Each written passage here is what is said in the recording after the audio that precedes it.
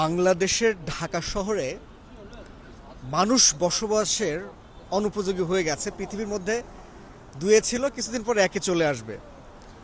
আমি আসলে বাংলাদেশের দুর্নাম করছি না, আমি কষ্টের কথা শেয়ার করছি।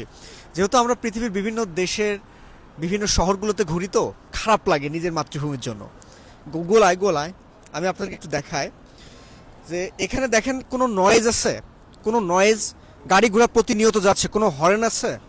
কোনো হর্ন নেই। এখানে দেখেন কত সুন্দর গাছপালা লাগানো, তাই না? এটা কিন্তু একটা শহরের মধ্যে প্রতিনিয়ত গাড়ি যাচ্ছে, মানুষ যাচ্ছে, কোনো নয়েজ নাই, কোনো হর্ন নাই, এক্সট্রা কোনো শব্দ নাই। এখানে মন মেজাজটাও কিন্তু খুব শান্ত আছে, কোনো কিছুতেই বিরক্ত লাগছে না। কিন্তু ঢাকাতে আপনি যখন 10 মিনিট হাঁটাহাঁটি করবেন, কোনো গাড়ির মধ্যে চলবেন, আপনার অটোমেটিক মেজাজ কিন্তু গরম হয়ে যাবে। কেন জানেন? অতিরিক্ত শব্দ দূষণ, বায়ু দূষণ, পরিবেশ দূষণের কারণে মানুষের জীবন অতিষ্ঠ হয়ে যাচ্ছে। আমাদের নেক্সট জেনারেশনকে যদি আমরা বাঁচাতে চাই, আমার মনে হয় আমাদের পরিবেশের দিকে লক্ষ্য করা উচিত। শব্দ দূষণ, বায়ু দূষণ, পানি দূষণ, মানুষ পর্যন্ত দূষণ হয়ে গেছে। এই জায়গা থেকে আমাদের এখনই বের করতে হবে, আদারওয়াইজ আমাদের বিপদ খুব সন্নিকটে।